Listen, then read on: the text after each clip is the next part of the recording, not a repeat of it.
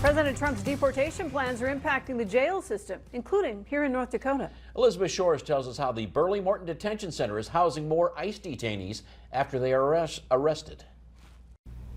Major Trent Wangan says before the new detention center was built, they'd only house a couple of ICE detainees at a time, and usually for no more than a day. There simply wasn't enough room to house more people. But since the Burleigh Morton Detention Center has more beds than the old building, ICE has asked the jail to provide temporary holds for more people who enter the U.S. illegally.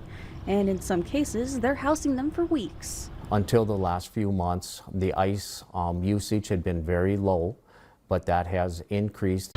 It's become increasingly common for the detention center to have 15 to 20 ICE detainees at a time.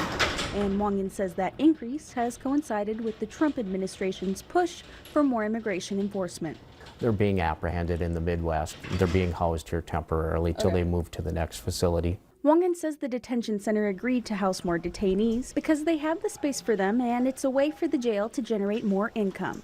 We are compensated for housing them, so there is not a negative financial impact on our communities to service these contracts and house for other agencies.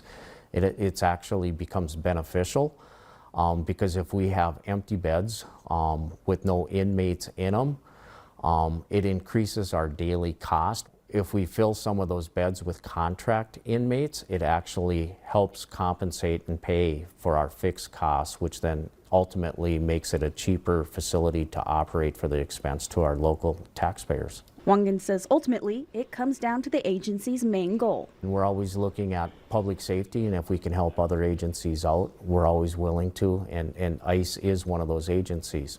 He says they're looking into hiring more jail staff to help address inmate housing needs in the state overall, because while they have the space, they may not have enough hands to manage more inmates. In Bismarck, I'm Elizabeth Shores reporting for your News Leader.